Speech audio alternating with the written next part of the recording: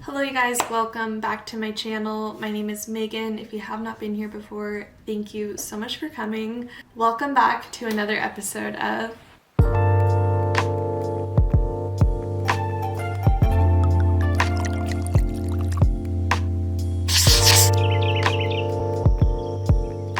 Alright, you guys, today's episode is very exciting. It's my very first collaboration.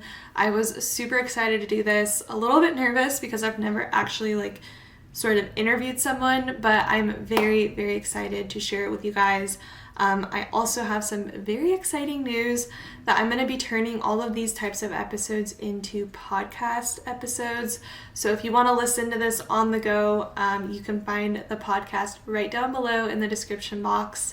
And be sure to follow me there because I'll be posting a lot more of these interview type videos, and also I'll be posting some random audio clips of me and my design world. So be sure to follow my podcast down there. So today I interviewed a designer I have been following for a very long time. She is actually one of the first designers I really followed when I started posting my own work.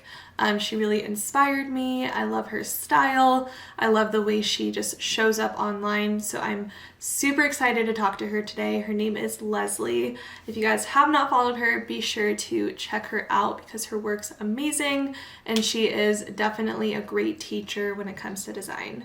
So without further ado, let's hop into the interview.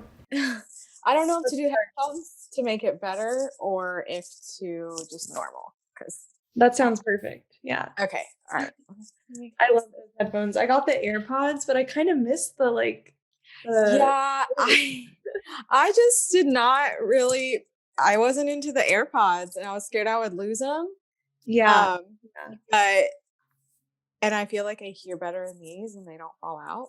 Yeah. No, I feel the same way with those. I miss those. Yeah.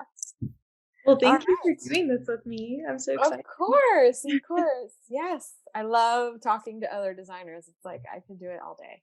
Me So. too. Yeah, and it's nice to talk to someone that knows kind of everything going on in this world. So Mhm. I'm excited. Awesome. Yeah, so I guess to start, if you can just tell my viewers, and probably yours too, Yes. how long you've been designing for and how you got started in graphic Okay. design. So I think I'm hitting like year 13 now, Oh my gosh, which that's awesome. is crazy. Kind Yeah, of big, but I graduated from design school in 2003. So it's been a okay. while. And then I started my business in 2008 after, I did the whole I worked in a marketing firm. I was an in-house designer for like a clinic, like a therapy clinic. Uh, Okay. and that was fun, and that's how I kind of started learning how to work with people. Um, Yeah. and then I was at a skip a couple years. I was an art director at a magazine here in town. Okay. So I loved the layout work. I loved all that. But I just felt like I couldn't be super, super creative. I was just too Yeah. busy all the time. Like I couldn't really be just create things that I love because I was too busy sticking to that magazine concept uh, Okay. all the time. So I moved on from that. So, just kept doing my business on the side, Yeah. and it just blossomed after that. And I was like, I cannot go work for anybody else again. Yeah, So, exactly. So were yeah. you doing the both at the same time then for a while? I'm sorry. Were you doing both at the same time for a while, like working at the magazine company and running I your was, yeah. So I worked at the magazine and I still ran my business on the side a little bit. I couldn't give it as much attention as I wanted to, Yeah. but when I was home, I did. And I feel like that's the best way to start because then you don't have the pressure of making the money. You're just spending your time designing and making sure your clients are happy, whether that's one or two clients and not having the pressure of that having to pay your bills. I think that's like the best way to start, honestly. Exactly. Yeah, that's kind of what I wanted to talk about because I feel like Yeah. it's scary giving up that Hmm. consistent income every month, but also Yeah. I don't know, it's like the perfect way to kind of ease into starting your design. It is. Yeah, because you don't want to put that pressure on your projects. Then Yeah, your designing is pressured, everything is pressured when you could just kind of ease your way into it. I think the key here is totally patience. that's Um, if we can't have patience, then we can't make it to where we want to get to. It just doesn't happen overnight. Yeah, Um, definitely. Did you feel like because you were able to like maybe not say yes to everybody because you still had that job with the income, were you like more selective with people? yes, I was a little bit. I mean, I wouldn't say I had the best knowledge in those early years of who to say yes or who to say no to. Yeah. But what was actually helpful was when I realized, okay, this client was probably not a good option. Yeah. That's when I started learning who I worked best with and who I didn't. And honestly, I would say I haven't really mastered that till now, like a decade later. Yeah. But that trial and error, if you can do that with a lot less pressure, it's way better. Okay, yeah. So when you first started, I'm just curious, did you Yeah. jump into like just posting on Instagram a lot or like how did you first get most of Oh your gosh. So when I started, actually, my business was actually a wedding stationery business first before it was a branding business. So it was a design business, but I started when there was no Instagram. There Okay. was no and if it had just started, I didn't know a lot about it. So a lot of it was word of mouth. A lot of it, because it was invitations, it was wedding expos, things Okay. like that, and getting in front of the client. So it's almost the same concept about finding where your client is and showing up and being there. Yeah. Um, and then once I switched over to branding, then a little bit after that is when Instagram started. I wasn't really doing that as much. I wasn't as savvy. Yeah. Um, I had that ugly grid of like over filtered pictures of me and my babies, and I Those didn't. already made ones on the app. Yes, and I didn't realize like what this platform was going to do for my business. Yeah. Years down the road, I didn't make that connection yet. So a lot of it was word of mouth. I would say word of mouth locally, but also on blogs. So my blogs were really big back then. Okay. Yeah. They were the thing. And so I was just literally just like emailing people who I thought were reaching my audience and was like, can you post my work on your blog? Just kind of sold myself through an email, Yeah. which is almost the best way for an introvert. Yes. And you Yeah. don't have to face them in person. So that was how I started, was with blogs really before Instagram was big. Yeah. Awesome. Yeah. That's really cool. I know that you design mostly on Show It now, right? Your websites. So did Yes. you like because Show It's kind of new, right? I mean, it's been around Um, a while, it's been around for a couple years. I don't really know huh? when Okay. exactly it came, but it is newer than a couple of the other platforms. Yeah. Okay. Did you Yeah. like when you had your blog, were you using a different platform? I was. Yeah. So I was for the first just about 10 years of my business, I was on Squarespace. Okay. Yeah. I honestly, it was a great platform. It was easy to design on. But I think it just depends on the kind of designer that you are. Once Show It came on board, I was like, "Oh, okay, I Yeah. can finally add layers. I can finally overlap things. I can finally," and that's just because of the nature of my designing is very layers, textures.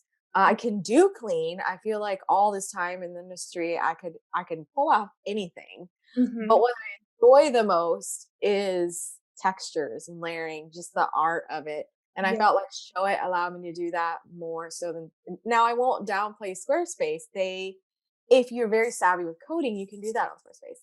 Yeah. Um, but I like to hand things over to my clients that are a little bit more drag and drop and easy. And so I had to let go of that stigma of, well, if you can't code, that's not a legit website. And now I'm like, you know what? The end product and what it does for the client is that's the most important part. And so now I went to Show It and I never went back. It's so cool. It reminds me too of like the Adobe like programs where I don't know, Mhm. just the layout of it. It's like it just reminds me of Illustrator. So Yes. Yeah. Yeah. And everyone, so what I always tell designers is whatever design program you flow in the most, like yeah. design there. And Yeah. then platform comes second because Yeah. it's like you're designing in a box. Yeah. Yeah. Honestly. Yeah. Exactly. Yeah. That's Mhm. awesome. Well, I want to like bring it back a little because I kind of jumped ahead. Go for it. Go for it. Because I get a lot of people ask me, like, did you go to college for graphic design? Do you think Mhm. college is necessary? Yeah. So I guess what was your experience with that? Did you study it or did you kind of just teach yourself? So basically, I went to a design program that was a 2-year program. It's just an associate's program. Um, and anytime someone asks me that question, I always bring up the story that one of my teachers, I think she was our InDesign teacher. And Okay. so she wanted us to design a resume. So I was like, okay, let's see what I can do. I don't know the program that well, but let's see what I can do. Put something together. We all turn them in, and she's holding them all in her hands. And she says, if I were to hire a designer, Yeah. I would throw these all on the floor. And the only ones I would pick up are the ones that catch my eye. Uh-huh. That is how important a degree is. Yeah. It's the beauty of the creative industry is what can you put out creatively, not what degree you have. They're just not asking that anymore, unless it's like a really old school place and you're Mhm. an in-house designer for that place and they want to see that bachelor's degree on that paper or that master's degree. Honestly, I am thriving Yeah. on a 2-year associate degree that only taught me the programs, did not teach me anything else that I've learned in the Yeah. in the business. Yeah. No, Yeah, that's so true. I feel like yeah, if you have like an artistic mind, it's easy to kind of just, I guess, teach yourself a little bit and like get yeah, just yeah. posting. Honestly, it's really in the if you have it, you have it. If you Yeah. don't, you don't. I had students who were in my class with me, graduated in 2003. They're not in design anymore because Yeah.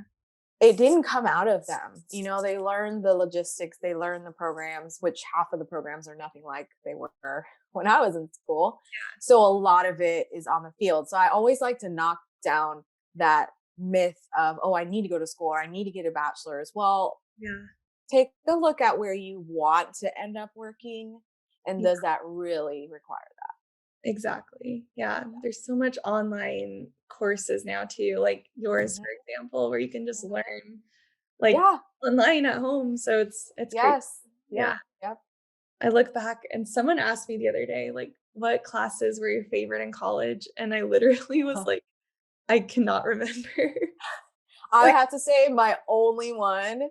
was art humanities. I was just studying Yeah, painting and that it sounds really fun. it Yeah. wasn't even any of my design school classes, to be honest. Yeah. I It was know. a prerequisite. Exactly. Yeah. Like, I Yeah. literally can't remember. I think it was like I took a credit class where I had to run or something. I was like, I guess that's the only one I can remember. Like, Oh my gosh. So but the least structured one was exactly. your favorite. That's the thing. We're artists, we're not structured. Exactly. So although I could say I'm kind of an oxymoron, but that's a whole nother show. Not being structured. Yeah. I also feel like too, when it comes to learning this kind of stuff, like, I don't know about you, but for me, I just have to kind of like do it. Like, I can't Yeah. just sit there and like wonder how I can start it perfectly or like, Yeah, yeah. I don't know. Creatives are they learn visually. And Yeah, so you have to see it in action or you have to actually practice it, mess up, try again, like all with your hands and not just, exactly. reading things. Exactly. Yeah. Yeah, that's Mhm. exactly how I am. Yeah. But I'm also curious because I feel like I'm super nervous to take my business full time Mhm. because I do have that full time income right now. So Yep. I guess I just want to hear like from you when you feel like it's the right time to take it full time, and if you had Right. to in the beginning when you took that step. It's kind of two questions in one, but did Mhm. you have to like do anything else financially to help support yourself? I think there is a point in which, if you're working at like say your 9 to 5 and that's covering most of your bills, if you feel like your business has gotten to a point where there is enough income from it to help you at least cover your bills and just a little buffer over that, you also have to think about things like taxes. I messed up a lot with that, some of that stuff. Like I didn't factor that stuff in. So I think you have to be in a comfortable place where it's covering most of your bills. If there is a second income in your house, that's almost even more, like a little bit easier. But I have to say it's a jump. Like if you are an entrepreneur at heart, Yeah, there's always going to be a risk. And yeah, so my risk was I went home and I started designing from home and there were some bills that were behind. And it was just, and if I had a moment where I was like, okay, I cannot make it, that was the one, probably 1 or 2 times I went back to work for that magazine because I felt like, oh my gosh, I can't carry it myself. But the underlying factor of that was I didn't understand my value. I was completely underpriced, Yeah. so underpriced. So I would say if someone is really close to wanting to go home, Mhm. do a little bit of mindset work first because it's not always going to be easy, but if your mind's in the right place, you can push through that. Yeah. And there's certain like books I read on like, making money or attracting money. Yeah. I'm not really like the woo woo type, Yeah. but there are some books that have really helped me in terms of I hold a lot of value. Like I have a good eye, I can do an amazing design. Think Yeah. about it more so as I need to make this amount, but also go past that and think, okay, what is the value you're giving to your clients? Mhm. That's like thousands and thousands and thousands more. It's going to create more clients for them. I mean, if your client gets like 3 or 4 more clients because of a well done website, that's way over your price. Yeah. So if you're charging a couple thousand, so think about the mindset aspect Mm. and then that fear of being rejected for those prices. Work around those things. Installment plans. You don't have to have someone fork over everything all at once. I mean, if you couldn't do that, why would you ask someone else to do that? Yeah. So I think it's a matter of knowing where you are financially in your household and the income that you have there. And Mhm. if that can carry you enough that even if there are a couple scary moments, Mhm. you know enough, you hold enough value for what you do that you can push through that. Yeah. That's Yeah. super cool. I feel Yeah. like it's scary, and I feel like right now I'm in the middle of, like, trying to strategically plan it too much because there's so Yeah. much I could plan. Like, I could plan to Mhm. land some more clients, or I could plan to, Right. like, cut down on whatever it is I'm spending, but I'm like I just feel like I'm planning too much, and I'm just so eager to take. Yeah. It's almost like when people say I'm never going to be ready to have a baby. Yeah. You're never ever going to be ready to have a baby. I have two and I'm still not ready. Yeah.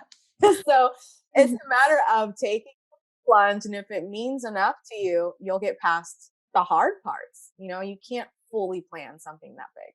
Yeah. And did you feel like when you did take that leap that, because I kind of feel like I love my family and they're super supportive, but I feel like sometimes there's people in my life that are like, "Are you sure? Like, you don't Yeah. wanna, like, go interview somewhere else?" Like, and I kind of feel, Yeah. I don't know, like, it makes me just wanna prove people wrong, like, "I know I can take this full time." And that's not bad. Like, take that energy and like push through with that. There's Yeah. going to be a lot of voices. There's going to be a lot of people saying, okay, maybe you should get a normal job. This isn't going to work out. Yeah. That's more of a voices thing. And you have to pick and choose. If they're not encouraging this journey, then you might want to silence them for a little while and just Yeah. kind of focus on people who are going to keep you on track in those voices True. Yeah. for sure. So, I know you kinda touched on this, but Mhm. when you first jumped into the full-time graphic design and Mhm. running your own business, did you, I guess for the planning part, did you make sure that you had, like, your business license? Did you have, like, a list of things that you did before you really took. Um, I was not a planner. Okay, yeah. I'll tell you that. I was not a planner and Yeah, I wouldn't recommend that. But I think the one thing I did is I did do the LLC, okay. which it seems daunting, but really it is. You're just paying your state a couple $100s a year Yeah, so it's that fun. you could be an LLC. Mhm. So I did that. But honestly, I operated as a sole proprietorship for a couple years first, just Yeah, because I even kind of just doubted myself that it was almost like imposter syndrome. Like, yeah, oh my God, I can't be an LLC yet. Yes, you can. If you're giving somebody something that you can do in your sleep and they don't have a clue how to do, you yeah, are worth some sort of value and expertise. And so that's another mindset thing. Like, go for that LLC, make it official. mhm. Um, and then really I would recommend some things that I did miss was, making sure you have that buffer for taxes, Yeah, depending on what your state requires, things like that. Really think through your package prices and how those are going to cover your buffers at home and your income. and Yeah. just make sure you're in a good place with, I would say, like those three things, Hmm. just to start off. Okay. Yeah. Yeah. I'm like I said, I feel like I'm trying to plan it too much where I'm like, I just need to take the leap. I would just start with those three things: the LLC, Yeah. making sure your packages not only are covering your bills, but they actually show the value, Yeah. and break off that mentality that it's imposter syndrome and that your practices are not worth that, Mhm. because more than Yeah. likely they are. Yeah. Um, and so those are what I would pay attention to. Also, this is kind of random, but how Mhm. did you get rid of like the not fear, but like when you set your prices like at what they're like the higher price and Mhm. then you send that to someone and they're like, "Oh, I'm gonna go find someone cheaper."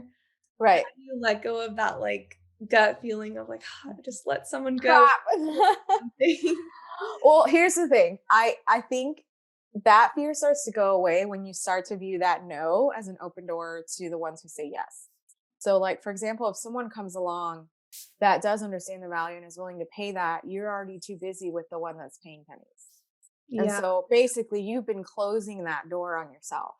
So when someone says no, then you know, okay, this is not my kind of client.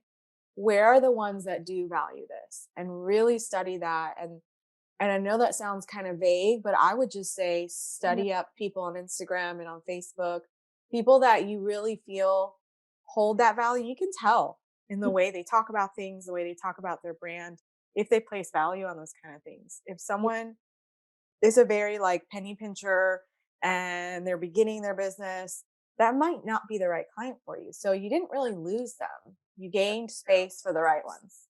That's a really good way to view it. Because Yeah. sometimes I'm like, "Oh, I could've." I feel like that's the one thing I don't want to happen when I take it full time is, like, just chasing Yeah. the money because I'm probably gonna have a little bit of fear of, like, "Oh, maybe next month someone might not reach out." Yeah. Yeah. But, yeah, I And guess. that's, I mean, that's a valid fear, but I think to knock down that fear is to make sure when you're working on this one client, okay, great, I got one client that's willing to pay this much. Yeah. Where's the next one going to come from? You have to make sure that you have set aside time, whether that's like a day of the week for your business, Mhm. to market and sell and serve. So where behind the scenes, let's say I market and sell on Monday, on Tuesday I'm zoned in designing, but I know that my marketing is working behind the scenes. So by the Okay. time I'm done with this person, there've been wheels turning in the background. So you don't let that just sit. You let the exposure kind of work that week while Okay. you're designing. Yeah. Does that help you too when, like, you hit, like, a slow season? Like, you just constantly have that going, so do you face slow Yeah. seasons anymore, or do you feel like I you. would say they're slow. I mean, they can get pretty low. Yeah. And just to be a complete open book, like summers, like July is like horrible for me. Like everyone disappears, they go on vacation. And the only way that you can really truly buffer that is number one, if your prices are at a right place to where they would require payment plans. Because then if someone is let's say someone is working with you the beginning of July and then it's a really slow month in terms of bookings, Mhm. their installment plans are carrying you through That's that month yeah. until other people book. So, and still always marketing, always selling. Like if you don't believe in what you're doing and you're afraid to sell it, then you're in the wrong field. You have to have the confidence to sell it De and do that in the background while you're designing someone else's stuff. definitely. Yeah. Yeah. I've had a couple people also ask me, like, "How are you getting clients?" Or, like, "How." But I go to their Instagram and there's, like, no design anything, and I'm like, I feel like you have to come to a point where you're, like, living and breathing what you offer. Yeah. Yeah. And not be ashamed to toot your horn, like you do want to serve and serve a lot. You know that I listen to Gary Vee all the time, and he is serve, serve, serve, serve, serve, jab, jab, right hook, right?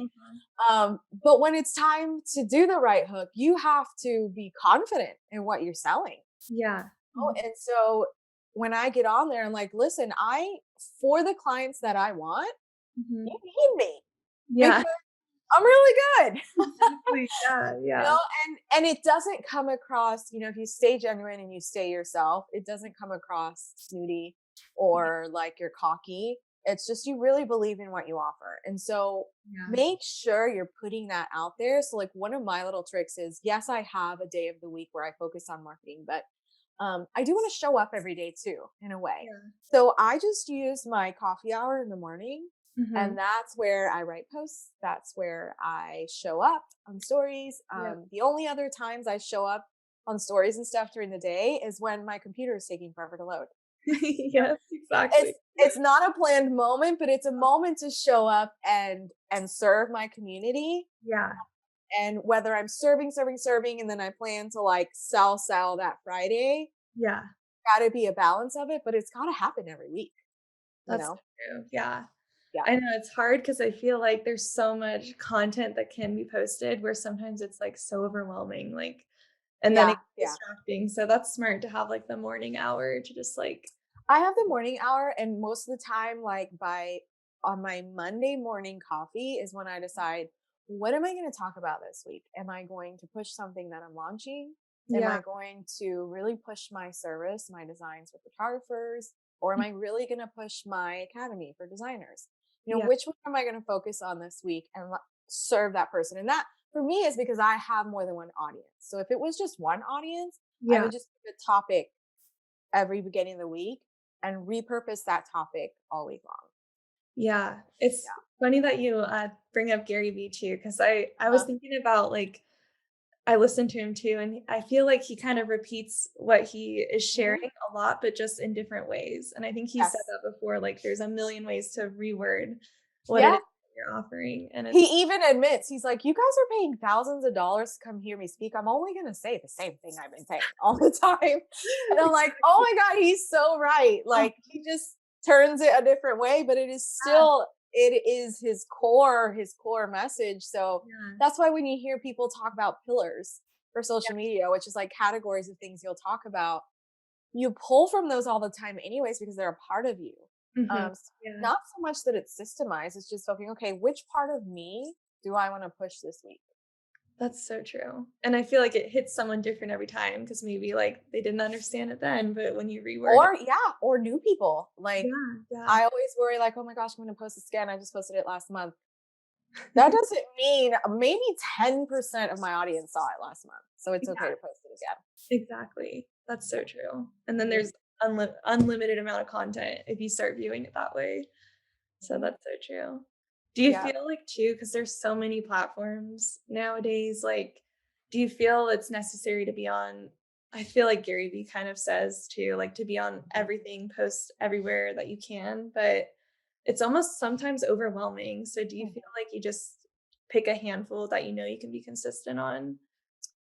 Yeah, so I kind of have like a little process for that. And I teach designers this in the course where it's you test the waters first. You do the Gary Vee first. And Mhm. let's say you have a topic you want to push for one week Yeah, and you push that on every platform. yeah. Test the waters for a little bit and see where you're getting the most response. For me, the most response was in Facebook groups and on Instagram. And Okay. so when I realized I was getting more response on those two platforms, I kind of stepped back on the others. Sometimes I'll copy and repurpose, but I really sit in these two and I respond and I comment and I, communicate with people who are responding to me on these two platforms. So in the beginning, yes, I agree with Gary, but I have narrowed it down and I feel like as creatives, we can do that in our industry. Yeah. That's so true. Yeah, because I feel like it's a full-time job to just post on every single platform, which is awesome, Yeah. but sometimes Yeah. it's like, I still need It to work.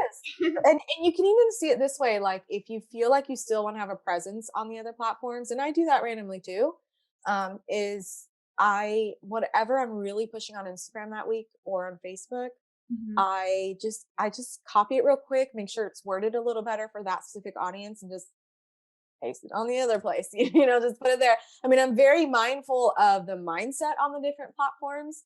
Yeah, Like, for example, LinkedIn is very businessy, although it is transferring a little bit more to the Facebook vibe. yeah, There's a lot of professionals on there, so they don't, they might want to hear it in a different word, change up two words or something. yeah, Or yeah, like link in bio, that's Instagram lingo, that's not LinkedIn lingo. So yeah. little things like that, Mhm. tweak them and just use the same message. That's so smart, Yeah. yeah. then it Yeah. becomes a little less overwhelming. Yeah, because you're really just duplicating something and making it work on that platform. It's like, just put it there. If I happen to get responses, I'll check back later, but I'm focused on my core people right now. Exactly. Yeah. Yeah. Do you feel like you saw your business grow the most when you started becoming more consistent on those platforms, or was there something you did that you saw the most growth? I probably saw the most growth even before social media. Honestly, it Okay. was it was a bigger jump, is a better way to put it. Was when I started going to in-person events Okay. because I wanted to just kind of sit in my introvert corner with my coffee and design, and I was missing out so much on the stuff that you can bounce off of each other from people who are ahead of you and behind you. And Yeah. so my very first retreat, I got there and I was shocked at the people who were either in the same place I was Yeah. or the people who were behind me. My goodness, that was so encouraging. Like, oh, Yeah. I'm not really a beginner anymore because, not in a bad way to look at them bad, but the way that you can see the different steps you're in, and then you might be a couple steps ahead than you thought you were, Yeah. Yeah. and then learning from the people who were ahead of you. Yeah. That happens the most and the most organically in a room with people in person. That And is so yeah. when I started doing that, I mean, one of the biggest things that happened to me was my very first retreat. The leader of that retreat told me, go home, open your website, change your prices, and click publish. That's all you have to do. I'm Uh-huh. like, really? I can't do that. And she's like, your work is worth it. And there is nothing else you need to do but change the number and click Yeah. publish. I And love I would have never done that had I not been fed that yeah. during that week of that retreat. Yeah, definitely, because it's so easy to get in your own bubble and, like, Yes. see the Yeah. bigger picture, And so for me personally, depends on how you're wired. Like I prefer in person because I feel like more happens there. yeah. More you can go more off on tangents and really like bounce things off of each other. Whereas online, you kind of just have to wait your turn. Somebody else is talking. Like, Mhm, yeah. it's very different. It's not as deep of a connection. So the in-person connection and rubbing shoulders with other people who do what you do and have Yeah, your same passion, that is where I feel you're going to see the most growth in your business. that's so awesome. I'm so Yeah. excited. Yes. I Yeah. know, I cannot wait. I was just Yeah. looking at flights to book, do you wanna tell Awesome. actually a little bit about your Absolutely. Yeah. So I've been, since I've been designing and doing branding for so long, I hit kind of like that decade mark and decided it was time to kind of pass it on yeah, for and creatives. It was time to do an academy. And again, this came from other people that I have rubbed shoulders with in person who are like, you need to be teaching. And I'm like, oh, just like designing in my little corner. They're like, no, you have more to offer. So I started the Unreal Designer Academy. mhm, Um, and that has been just so wonderful. Like, it's not like it's the masses of people, but it's people who really see yeah, how important it is to learn and bounce things off of each other. And yeah, so from that academy, we are having our retreat yeah, in April of 2022. We actually have only one spot left. So if anyone comes oh, across this yes. before our retreat, you might be the lucky designer, but it is a retreat focused on designers doing just that, rubbing shoulders, bouncing Yeah, things off of each other, learning from each other, having experts there together. And of course, seaside, food, swag, coffee, tacos, all of the good things will be there. And a lot of just downtime to just work and actually put things into action because a lot of times you'll go to an event yeah, and then you leave with this whole to-do list and you never do it when you get home. So yeah, yeah. there's learning, there's coaching, and then there's implementing. So that is really helpful because you go home with things actually done. That is so exciting. I'm so Yeah. excited. This is Yes. so good. Yeah. So that's April 18th through the 22nd, 2022. So Gonna be awesome. I yes. also think it's gonna be really cool because I feel like it kinda gets lonely when you're at home, just, like, in your own little design world. Yeah. So to, like, connect with people that not only you can relate with, but just to, like, meet other people Absolutely. would be really Yeah, fun, yeah. for sure. It's I'm good. so Be excited. really good. And then I have one more question I kinda jumped Mhm. over, but, Sure. when do you feel like when you first, like, get into design that you can kind of, like, accept a more broad amount of people or like industries, and then as you start to realize what you like, you start to niche yourself then? And do you feel like there's like a point in time where you can be like, okay, now it's time to niche? Yeah, yeah. Yeah. I would say I always say it might take, let's say, a year to 2 years from the beginning of your business to really dabble, do different kind of projects that you think might be something you would enjoy and see what it's really like. Some things might be really enjoyable, whereas some things they look enjoyable, but they really aren't once you're in the nitty gritty of it. And so if you've had like the first 2 to 3 years of your business, for some people it may happen quicker, for some people not. But if Yeah. you have those first 2 years, yes, take on different ones. Of course, price yourself correctly. Yeah. Don't get taken advantage of, but try different ones. And sooner or later, you're going to find the projects that like just make you want to wake up on Monday and like hit the Yeah. ground running. Like those are the ones. And then take those and divide that again Yeah. into which ones actually like, so you put them all in a category of they are high revenue, so they pay the bills and give Yeah. you a little buffer, but then which ones make you feel alive when they're Yeah. doing them, right? So there's always going to be that one kind. For me, it's Mhm. always been photographers. And it's niching and it continues to niche. Now it's niching right now in this season. For me, it's like the very artful, deeper photographers. Yeah. That is who, when I work with them, it just works. It's like you just know. It's like when you meet your partner and you Mhm. just know. Just I think that can happen with clients for sure. definitely, yeah. It's Yeah. kinda crazy because I haven't really fully niched myself yet, Mhm. but within the past year, I've started to notice, like, salons and, like, lash Mhm. studios, like, it just Awesome. makes me feel, like, alive, like you said, and I don't Yes. know, it's crazy, so I feel like I finally kinda found that, but Yeah. I remember I was working with, like, realtors, like, Mhm. last year, and I was like, "Yeah, I don't know. I don't know if I." I I have done those, and now I have a wonderful designer that I refer them to because she enjoys real estate design. For Yeah, me, I can do it. I can give you a great brand and website for your real estate, but yeah, there's not a lot of passion behind it. mhm. Uh, and Yeah, there's also not a lot of knowledge. So, like for example, if you go to the salon a lot, you get your lashes done. sorry. There's more experience. Oh, you're good. There's more. There's more experience there Yeah, yeah. on the ins and outs of that industry. So, Mhm. say you're designing a website for a salon owner, you can say, well, as a customer, Yeah, if I'm so into this industry, I would love this, this, and this to see that on your website. So now you're we serving them double. Your value has gone up because exactly. you're already immersed in that. So do you feel like when you did niche yourself that you were still getting people that weren't photographers that just knew that you were really good at design, so they still wanted to ask you?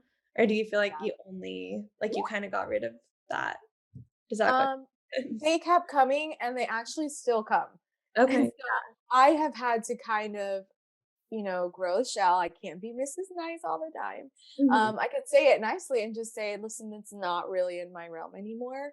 Yeah. Um, but I want you to be served the best way that you can. And so I recommend, don't leave them hanging like with no help at all. I Yeah. always try to leave them with some sort of referral. Like, I think this designer is a great fit for you and will really pour their whole selves into this project because they love your industry. Yeah. So it's a matter of understanding and getting used to responding to it that way Yeah. and, filtering it and not just taking anything on because of the money. Definitely. Yeah. Yeah. Well, that's super helpful. So Yeah, for sure. thank you. Where You're exactly can welcome. they find you too so that they can look you up? Yes. Okay. So I'm mostly hang out on Instagram. Yeah. That's a big one. So that's under Leslie Vega Design. So I'm Mhm. there for Instagram. My website is leslievegadesign.com. If you're interested in the Unreal Designer Academy, that can be found through that as well. If you go to my website or just go to the unrealdesigneracademy.com. And then Awesome. retreat infos on my website too, things like that. So I try to keep things up there. But Instagram is where you'll find me like all the time. So I'll put your, stuff down below too so that they can yes, see you. absolutely perfect. Thank you Oh, so thanks. much. You're So welcome. fun. Thanks for having me. I Of love chatting course. with designers and even better in person. So I cannot wait. Yes, I can't wait either. I feel like I know you because 'cause I've been following you. I I should have know. in the beginning, but you were like the first one of the first designers I followed, so this is That's super awesome. special to me. Yeah. I'm so glad. Yes. Well, whenever you want to chat again, I'm here. Awesome. For Thank you sure. so much. You guys, thank you so much for watching this video. If you guys like this style of video, let me know. I will definitely plan on doing some more of these if you guys like it. And like I said earlier, be sure to check out the podcast I started. Can't believe I'm starting a podcast. I have always thought about doing this because I sit down and talk to you guys all the time, but to turn it into audio and share it with you guys on that platform is just super exciting. So be sure to check that out. Let me know if you like this video. Please give it a thumbs up, subscribe down below, and I will see you guys in my next one.